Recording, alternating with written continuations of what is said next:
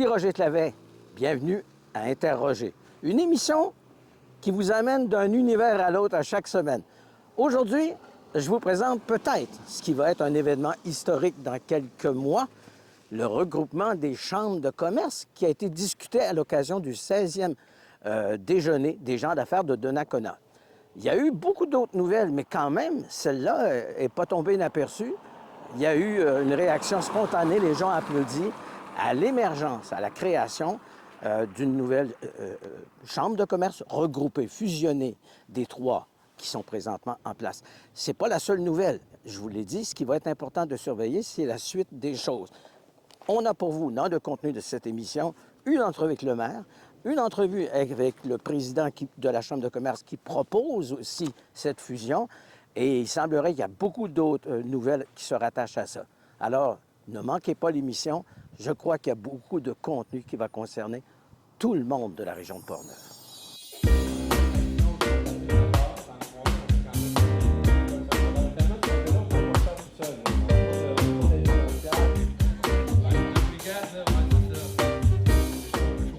C'est très préliminaire parce que ça s'est confirmé mardi en Assemblée générale spéciale.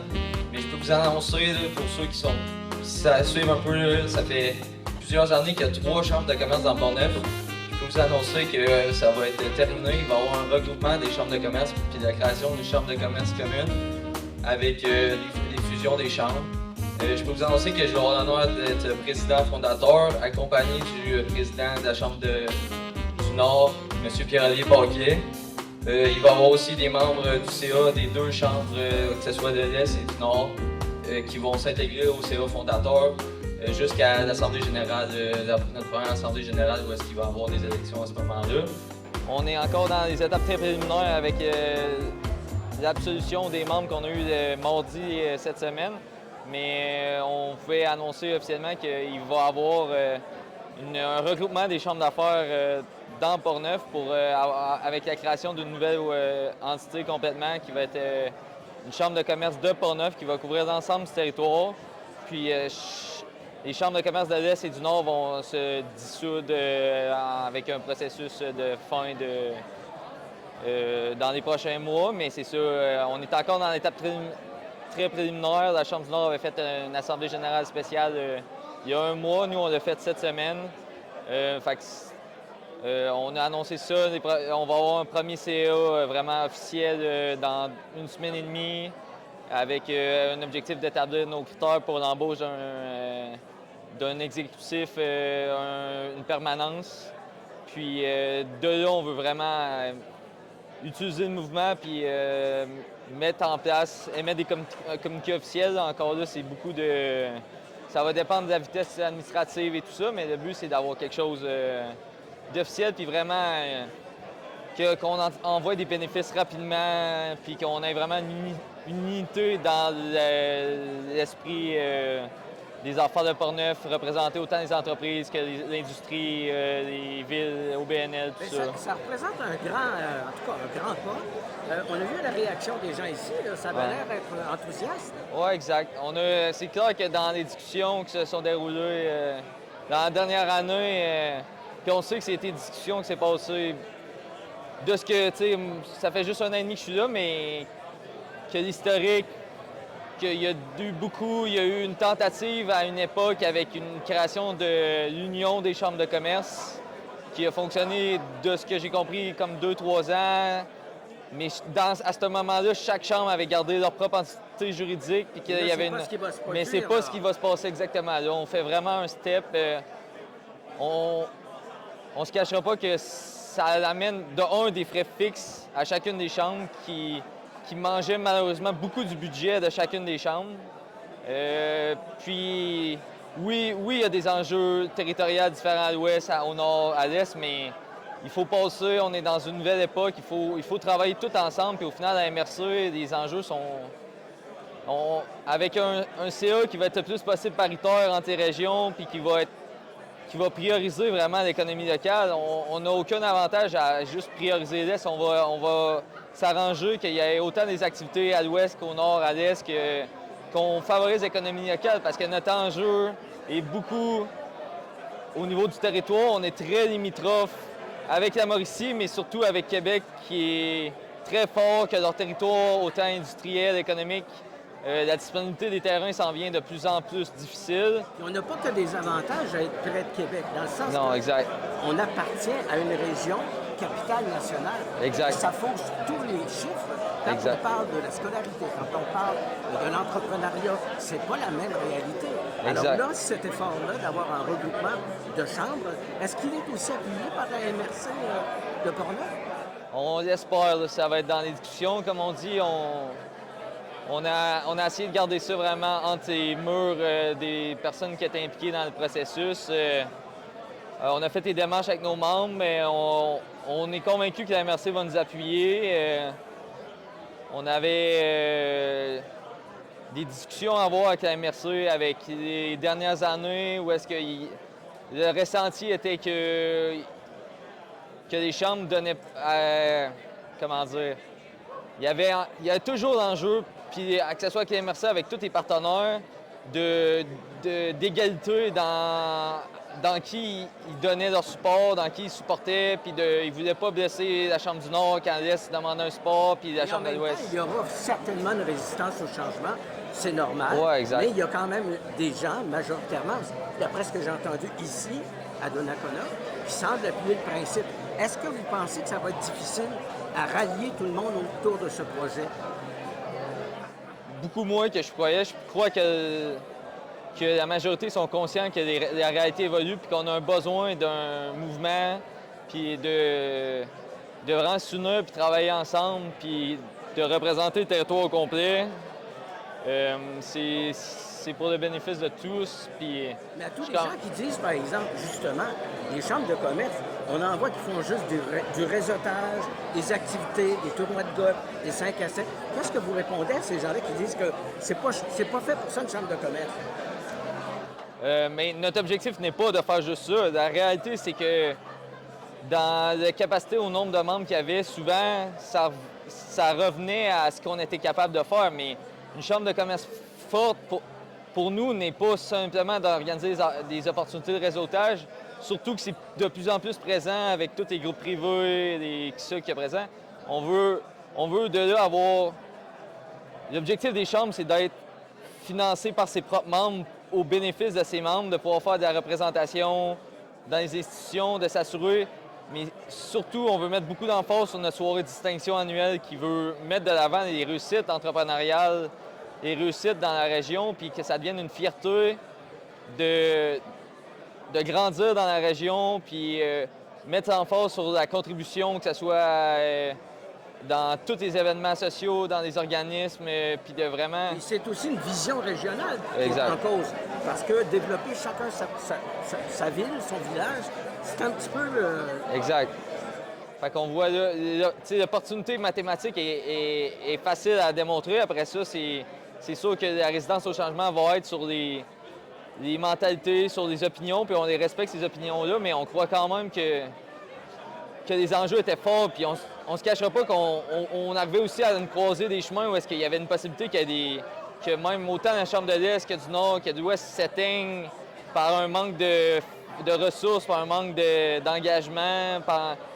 Fait que de là, on a eu une opportunité de vraiment faire un regroupement, puis d'aller à une image de marque forte, puis on voit déjà la réaction autant des partenaires, que ce soit des banques, des cabinets financiers, tout le monde voit une opportunité. Tu sais, on parle de 210 membres qui vont être là.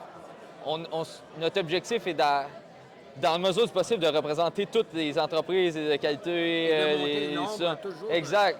Mais on ne se cachera pas que plus le nombre va être élevé, plus qu'on va avoir de ressources, plus qu'on va être capable d'offrir des services, supporter des entreprises, offrir des services à des entreprises qui commencent, puis aussi avoir quelqu'un sur la route pour aller rencontrer des nouvelles entreprises qui s'installent, puis vraiment essayer de créer un lien d'appartenance à la région, parce que c'est ça qu'il faut, c'est ça le plus gros enjeu de la région. On ne veut pas se mettre en position où est-ce qu'une entreprise s'installe sur le territoire et n'investit... Exact, mais ne crée jamais de sentiment d'appartenance avec la région, puis va juste faire des affaires en Mauricie ou à Québec. J'aimerais juste, en terminant, un calendrier réaliste, ce serait quoi pour la mise en place réelle de cette Mais nouvelle chambre de commerce? on est beaucoup d'entrepreneurs, donc on a quand même des ambitions d'essayer de faire ça rapidement. Après ça, là, la réalité des institutions, de délai des démarches. Mais réalistement, Réalistement, on vise le 1er juin d'avoir vraiment le transfert des membres. c'est rapide. C'est Pour rapide. quelque chose qui ne s'est pas fait depuis 10 ans, 20 Oui, ans. exact. c'est Mais rapide. on est quand même avancé dans le processus. Mais M. Bélanger, merci infiniment. Merci à vous. Ça fait plaisir. Bonjour, M. le maire. On est présentement à la 16e édition des déjeuners d'affaires de Donnacona. Oui. Faites-nous un petit bilan de ce qui s'est passé ici, parce qu'il y a eu beaucoup d'annonces de fait. Oui, beaucoup d'annonces. Il ne faut pas se cacher qu'à matin, on était 180 personnes assises. Parce que c'est une des plus grosses depuis les dernières années. On a fait beaucoup d'annonces, oui, ce matin. On a parlé justement d'un véloparc qui s'en vient chez nous, juste en arrière du centre aquatique. Il va porter le nom du véloparc Honda Donnacona. Ça comprend un véloparc, ça comprend un skatepark et ça comprend également un terrain de basketball qui va être intégré. Tout ça ensemble, les travaux devraient commencer à la fin mai, début juin pour se terminer juste avant les vacances de la construction. Alors, c'est un projet, un énorme projet de 825 000 Et c'est pas rien. C'est pas rien. Ça n'existait pas, on n'avait pas d'équipement semblable. Non, il n'y en avait pas d'équipement semblable, c'est quelque chose qui était demandé. Puis, le projet qui a été choisi, bien, c'est pas le maire qui l'a choisi, c'est pas des élus qui l'ont choisi, mais c'est des membres des loisirs et puis accompagné des citoyens. C'est les citoyens, il y avait 4 projets à décider. C'est sûr qu'il y avait des caractéristiques qu'on demandait de chacun, mais c'est les citoyens qui l'ont choisi. Les citoyens qui l'ont choisi, c'est du monde qui en font des skateparks, qui en font des pump tracks. C'est du monde qui participe. C'est pas juste que je laisse mon enfant puis il s'amuse, là, mais c'est du monde qui est vraiment intégré dans le système. On reproche souvent aux villes, mais surtout au milieu d'affaires, les chambres de commerce, de faire du réseautage, tournois de golf. Il y en a qui disent que ça tourne en rond. Le développement, c'est pas accompagné d'un développement régional. Mais là, il y a eu une grosse nouvelle ce matin, là, ici, pour justement au niveau des gens d'affaires. Oui, avec les gens d'affaires, justement, que la Chambre de commerce a annoncé l'unification des 3 chambres de commerce. C'est un tour de force, je crois, que M. Jean-Simon Bélanger a fait. Vraiment, pour l'avoir essayé il y a quelques années avec le préfet, justement, de la MRC de Portneuf. On avait rencontré les trois dirigeants des trois chambres de commerce différentes. Il y avait eu des petites avancées, mais ça n'avait pas été plus loin. Mais qu'est-ce que M. Jean-Simon Bélanger a fait? Aujourd'hui, de nous annoncer l'unification des 3 chambres de commerce, n'en faire seulement qu'une, c'est quelque chose d'impressionnant de ce qu'il a réussi à faire. On est au-delà de l'intention exprimée parce que c'est pas fait encore. Il va y avoir sûrement une résistance au changement. Ah, bien, c'est sûr, tout le monde est résistant un peu au changement, mais si le changement est là pour améliorer les choses, je pense que c'est une belle carte d'affaires qui vient de se produire ce matin. En terminant, vous êtes fiers de l'événement. Il y avait des gens d'affaires, pas juste de Donnacona, d'un peu partout. Le bilan que vous en faites, c'est vraiment positif, ce genre d'activité-là? C'est vraiment positif, on est vraiment choyés. Justement, je dirais que les gens d'affaires, c'est 40 de Donnacona puis 60 de l'extérieur de la ville. Alors, on fait rayonner vraiment les activités industrielles, commerciales dans tout Donnacona, justement. Et puis, on reflète à l'extérieur aussi, puis on est bien satisfait. C'est l'occasion d'être sur le terrain, de rencontrer des gens, de dire est-ce que ça va bien? Est-ce qu'il y a des projets sur lesquels on peut vous aider, vous accompagner? Justement, lorsqu'on a fini le déjeuner justement à faire, là, on rencontre les personnes, puis des fois, on se fait ramener d'un petit coin, puis on se fait questionner sur certaines choses. Mais c'est toujours plaisant de faire des choses de même. M. Léveillé, merci infiniment. Bien, je vous en remercie, M. Clavet. Le communautaire à bout. Ça vous dit quelque chose quand vous êtes à bout? Pas à bout, à bout. Hein? On peut avoir la patience à bout, on peut avoir... Toutes les circonstances sont parfois là, réunies pour qu'on dise qu'on est à bout.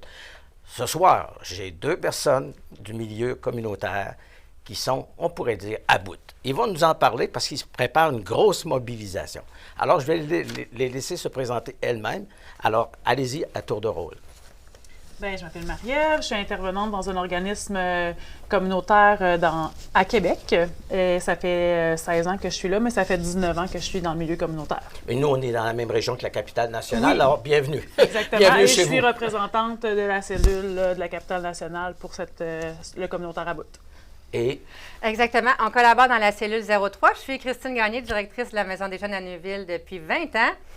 C'est pour ça, quand vous me disiez, êtes-vous là depuis longtemps?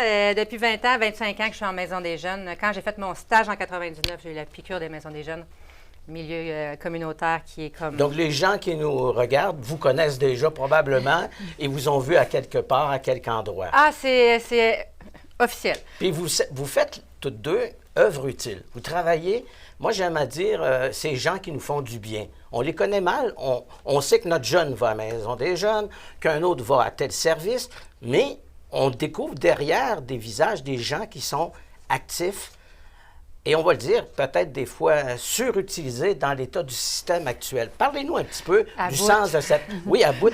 Le sens de cette mobilisation-là, puis c'est quoi les frustrations les plus nombreuses que vous avez toutes deux dans ce système de communautaire? Votre terme, il est fantastique, surutilisé. Je pense que c'est ça qui ressort majoritairement du communautaire. À la Maison des jeunes, on est partout. On est partout dans Port-Neuf. Quand vous me dites qu'il y a sûrement quelqu'un qui va vous connaître, oui. On est dans les écoles secondaires, on a des ateliers de prévention en consommation, de la consommation. On est dans nos activités d'implication citoyenne dans notre ville. On a un minibus qu'on met à la disposition des organismes pour du transport dans Port-Neuf. La Maison des jeunes de Neuville, elle est partout dans Port-Neuf. Donc, on est surutilisé tout le temps dans l'objectif où est-ce qu'on offre un service pour répondre aux besoins de la population. Tu sais, les besoins de nos jeunes. Outre notre milieu de vie qui est ouvert 4 soirs semaine, c'est notre mission de base. Donc, on ouvre un milieu de vie pour les jeunes 12-17 ans. On les accueille comme ils se présentent, mais c'est dans toute l'entité de la mission de la Maison des jeunes, la surutilisation. Puis les organismes de Port-Neuf, c'est majoritairement ça aussi. Nous, on répond à la clientèle adolescente 12-17, mais on est aussi dans les écoles secondaires, et c'est ça, la surutilisation, qui fait qu'à un moment donné, on est à bout. C'est ça. Puis, est-ce que c'est le même constat que vous faites dans votre organisation? Bon, certainement. Tu sais, c'est de la surutilisation, mais c'est aussi tranquillement le désengagement de l'État qui fait en sorte qu'il y a beaucoup de besoins qui se ramassent dans nos secteurs à nous, dans le communautaire. Puis c'est nous qui ramassons ces besoins-là puis qu'il faut qu'ils y répondent parce que le milieu communautaire part du besoin des membres sur le terrain. Et donc, les besoins sont de plus en plus grands, de plus en plus criants. Puis de le communautaire plus en plus... a une expertise, Oui. a développé une Au fil expertise des depuis ans, des années. j'imagine, là. Donc, le gouvernement, quand il dit « Hey, la Maison des jeunes de Neuville, aimeriez-vous ça, aller donner des ateliers dans les écoles secondaires? Vous avez une super grande expertise en prévention de la consommation. Vous en faites dans votre mission à l'année longue auprès des ados. Puis on aimerait ça rentrer le communautaire dans les écoles avec la philosophie d'intervention. » Et que c'est nous, pas on a. C'est pas vers ça que le gouvernement se tourne. Il a tendance le plus souvent à aller chercher le privé pour compenser les lacunes d'un système. Je veux revenir à Refavi. Qu'est-ce que vous faites en particulier chez vous? C'est Alors, quoi nous vos aussi, services? on a un milieu de vie, mais pour les adultes, donc, et principalement pour les familles. Donc, on a cet espace-là qui est un milieu de vie où les gens peuvent débarquer, comme tu l'as bien dit, comme ils sont, avec les besoins qu'ils ont. Puis on a une panoplie de services aussi, des cuisines collectives, une friperie, des ateliers parents-enfants. Puis la base de notre organisme, c'est un peu comme la Maison des jeunes, c'est vraiment par et pour les membres. Donc les membres sont impliqués à tous les niveaux dans l'organisme. Donc c'est un peu ça, c'est de la mobilisation citoyenne aussi, de la prise de pouvoir des gens, de l'acquisition de nouvelles compétences, de nouvelles connaissances qui peuvent après ça être transférées dans leur vie de tous les jours. Est-ce que je me trompe, mais le secteur communautaire, il est surreprésenté de femmes là, mais c'est la réalité. 80 80 de tous les employés et travailleurs, ce sont des femmes. travailleuses. Vous devez en connaître dans votre entourage. Oui, oui, bien sûr. Des travailleuses. Donc, j'en reviens pas. Exactement. Et donc, il y a comme on a dit utiliser le terme surutilisation, mais pourquoi les femmes se retrouvent majoritairement dans ces secteurs-là? Bien, c'est des secteurs sociaux. Hein, des secteurs sociaux. Dans l'histoire, ça a été principalement des femmes. Tu sais, c'est parti, on se rappelle de la charité, des sœurs, les sœurs qui donnaient. les services Ça explique un peu pourquoi vous réclamez l'équité salariale, entre autres. Bien évidemment. Et beaucoup d'autres revendications. Est-ce qu'on peut dire qu'en général, en plus d'être femme, il y a des éléments communs? Est-ce que ce sont des milieux très syndiqués ou pas syndiqués? La coalition que vous formez, là, il y a de tout là-dedans. Il y a des gens qui ont peut-être l'avantage d'avoir soit un syndicat ou des conditions de travail légèrement supérieures à d'autres. C'est pas homogène. Il y a du monde un peu mieux traité que d'autres. Ce n'est pas homogène parce que dans les subventions qui sont données, il y a des choix politiques qui sont faits aussi. Donc, il y a certains sujets qui sont plus populaires que d'autres. Les alignements politiques qu'on voit actuellement, on entend beaucoup parler d'itinérance. Bien nécessairement, il y a beaucoup plus d'argent qui est investi en itinérance sectorielle actuellement, dans le concept où est-ce qu'il y a beaucoup plus d'itinérance, qui est plus visible, et plus... Donc, c'est là où est-ce que le gouvernement descend aussi de l'argent sectoriel, alors que nous, on se dit, bien, ça n'en prend pour tout le monde, dans l'objectif où est-ce que tout le monde puisse avoir des conditions de travail. Puis là, l'émission Interroger vous met en évidence, vous deux, il y en a d'autres partout à la grandeur du Québec. Peut-être qu'il y a des gens qui vont se dire, quand je vais porter mon enfant à la halte garderie, je vois une personne, mais rapide. On vous voit toujours rapide. Et quand vous êtes en grève, bien là, on vous voit.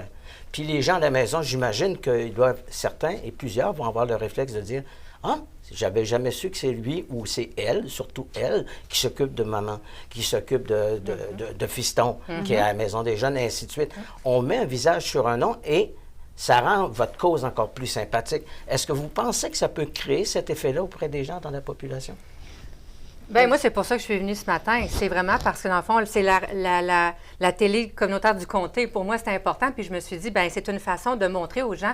Tu sais, je pense pas que les gens savent qu'on est dans les écoles secondaires, qu'on met un bus à disposition, qu'on est en implication citoyenne. On revient du Guatemala. Ah oui, à l'international. À la coopération internationale. Tu sais, c'est toutes des choses qu'on fait pour répondre aux besoins de nos membres, mais qu'on on est tellement humble qu'on n'est pas là à se dire « Wow, voici ce qu'on fait ». Il y a cette partie-là. Vous n'auriez même pas le temps de le faire de toute manière. Non, puis aujourd'hui, je me suis dit « OK, on prend le temps, on met une pause ». La grève, ça va servir à ça aussi, se dire on se met une pause puis on se questionne sur pourquoi on le fait. Se regrander aussi dans notre quotidien parce qu'on est surutilisé. À la direction, là, moi, je fais tout. La concertation, les ressources humaines, l'administration, je fais la saisie comptable, je fais les partenariats. Là, je vais gérer un bâtiment. On vient d'acheter un bâtiment avec la Caisse de Jardin à Neuville. Là, je vais avoir à gérer un bâtiment. La direction a fait tout. Vous allez le rappeler aux gens. Donc, une mobilisation gigantesque. Est-ce que ça fait longtemps, à part la Mauricie, de mémoire, je ne me souviens pas d'avoir vu une mobilisation aussi grande. C'est historique. Avec un mouvement de grève. Là, je vais trahir mon âge. Quand je suis sortie du stage en 99, je travaillais à Maison des Jeunes à Vanier et c'était la méga mob nationale. Il y avait, en 99, il y avait 5000 personnes devant l'Assemblée nationale. On avait marché le long de René. Là, vous attendez à combien? Ah ben là, présentement, on a passé le 1200 mandats de grève dans la province. Donc, un mandat, un organisme? Puis c'est une grève légale au sens... En fait, oui, c'est l'organisme. En fait, le mandat de grève est voté par le conseil d'administration. Donc, c'est l'organisme qui est en grève. Puis, tu sais, ça fait partie de notre mandat d'organisme communautaire autonome de faire de l'éducation populaire puis de faire de la transformation sociale. Fait que quand il y a un problème structurel, bien, c'est une des responsabilités du milieu communautaire de l'affirmer puis de le mettre en lumière. Et de mettre en conscience à nos populations ces problèmes structurels. Donc, ça fait partie de notre mandat. Oui, c'est vrai, exactement, c'est ça. Puis ces 2 semaines-là vont nous permettre de revenir à ces bases-là d'éducation populaire auprès de nos membres. Donc, de faire un de nos mandats qui est super important et dont on s'éloigne de plus en plus avec les subventions par projet, les subventions qui descendent du gouvernement, qui ne sont pas à la mission, qui nous font enligner certaines... Il y a des choix que vous devez faire, qu'on n'a pas le choix mettre de côté d'autres trucs. Exactement. Par contre, ce n'est pas anodin le momentum. Au moment où vous allez manifester devant l'Assemblée nationale, je reviens sur le contexte électoral, on a une dame qui va être première ministre désignée pendant quelques mois en attendant les élections. Elle a déjà pris des engagements. qu'est-ce que vous attendez? Est-ce que vous aimeriez parler aux gens en position maintenant d'autorité? Parce qu'il va y avoir une élection, tout peut changer dans un an, mais le moment est quand même opportun, là. Ben oui, puis c'est un peu ça qu'on veut, c'est que là, on le sait qu'on change de gouvernement à l'automne. Ben, on veut un engagement clair de tous les partis politiques. Qu'est-ce que vous entendez faire pour le communautaire? Parce que là, le cri d'alarme est très fort, là. On a plus de 1200 groupes communautaires qui s'en vont en grève pour 2 semaines. Je vais vous laisser le mot de la fin, Christine et Marie-Ève. Dites-moi donc, dans votre manière de sensibiliser le public qui nous regarde, vous avez besoin de la complicité des gens. C'est une grève, c'est pas agréable, ça va durer quelques jours. Pour les convaincre, qu'en vous aidant, ils cèdent, donnez-moi un petit peu un mot de la fin. 1 personne sur 3 va passer les portes d'un organisme communautaire pour recevoir des services. C'est énorme. Et 2 autres personnes sur 3, ben c'est probablement quelqu'un de leur famille ou de leur entourage qui reçoit le service. C'est un exemple de solidarité. Même si tu es dans les 2 qui n'auront pas ce service-là, l'autre en a absolument besoin. Et si ces services-là ne sont pas donnés par le milieu communautaire, qui va les donner? Ça va se ramasser dans le réseau public. Puis là, ben, le réseau public va être embourbé et les gens qui en ont besoin du réseau public vont attendre encore plus longtemps puis ils vont avoir encore plus de déficience de services. Je suis content que vous ayez pris l'occasion de venir nous en parler pour mettre des visages sur les causes qui sont défendues. Et ce n'est pas des fantômes, c'est des êtres bien incarnés qui décident une fois pour toutes là, que ça va faire. On veut qu'on nous entende et en tout cas, à interroger, on vous entend. Et alors, on vous souhaite la plus grande des chances avec votre mouvement. Alors, merci beaucoup d'être venu. Vous êtes gentil. Pour nous avoir On termine l'émission ainsi. Alors, vous avez entendu ces mots du cœur. C'est un cri du cœur qu'on entend. Ce n'est pas des hommages ou des critiques qui sont écrites. On sent que c'est du parler vrai. Alors là-dessus, je vous souhaite une excellente fin de journée et à la prochaine.